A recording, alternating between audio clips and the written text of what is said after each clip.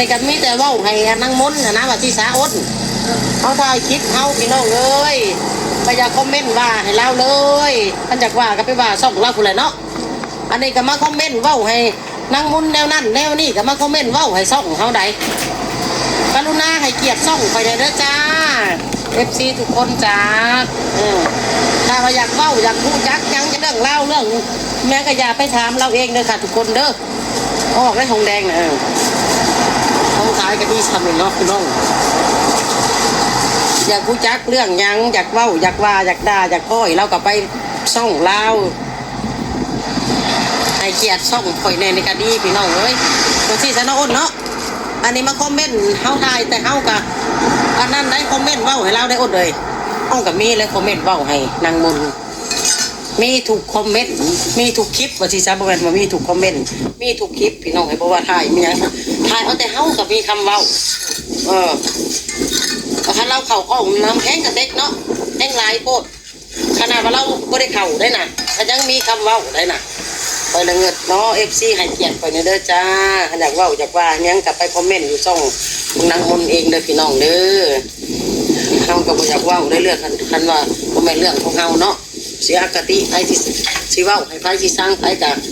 ไปว่าเขาผู้แหละว่าสิสร้างเนาะค่ะทุกคนเนาะเพื่อความสบายใจของข่อยเนาะเพื่อความสบายใจของเฮาถ่ายคลิปเฮาก็สะดวกสบายนะอันนี้มามาคอมเมนต์เอ้าคืออันน่ะช่องพวันก็คือการอดเลยเต็มเลยเว้าให้นางมนน่ะโอ้ยเราก็จักเสียเท่าไหร่เราก็บ่ได้เว้าเกี่ยวกับนางมนแล้วก็บ่ได้ถ่ายเกี่ยวกับนางมนแล้วก็บ่ได้ว่าหยังดอกเนาะ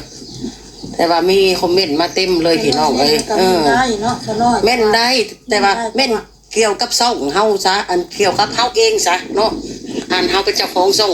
ยังขายเกลือนี่ก็คอมเมนต์ขายให้ดีๆนะคะร่ำๆรวยๆคอมเมนต์ลบทิ่มบ่แม่นว่าย่านกันเด้อบ่แม่นว่าค่อยย่าน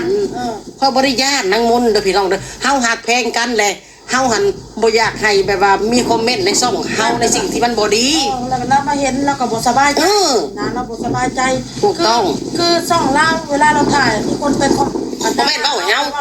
เฮาก็บ่สบายใจเฮาเห็นเอาเอ้ยคือป้าคนมาเว้าให้เฮาอยู่ประมาณแม่นก็จังซั่นล่ะเป็นยังอย่างฮู้ไปยังก็ไปคอมเมนต์ถามเพิ่นเด้อพี่น้องเด้อมันเรื่องของเขาบ่เป็นเรื่องของเขาพี่น้องเขาสิไป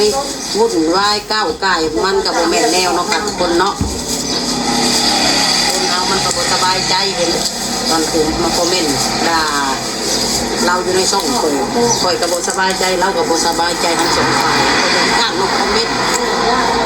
อันนั้นคือคลิปนั้นเขาก็ลบคอมเมนต์ลบหลายๆพี่น้องเอ้ยเที่ยวแต่ลบคอมเมนต์อยู่นั่นล่ะข่อยก็ได้อยากรู้ยังอยากเห็นยังกับไปคอมเมนต์ช่องแล้วเราบล็อกกับคุณช่องแชร์ผมพี่น้องให้โลดช่องแชร์กูเด้อค่ะทุกคนเด้อ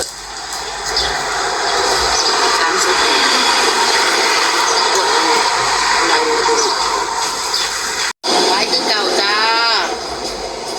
เอาสั้นๆแหละค่ะทุกคนเด้อว่าเนาะค่ะอยากคอมเมนต์ยังกับคอมเมนต์ด่าไผเว้าให้ไผกับไปคอมเมนต์ที่ช่องเขาเองเด้อพี่น้องเด้อหรือว่าท่านมันยังขั้นคือเขาบล็อกกับผู้เละช่องแชร์ผู้เละไอ้โลดพี่น้องเนาะค่อยๆก็บอกจะหักไปได้นะคอมเมนต์ด่าคนอื่นมาฝากด่าคนอื่นในช่องไปนี่พี่น้องเลยเห็นบอกกลัวมันก็กลัวให้ไม่นานกว่าว่าใครเลย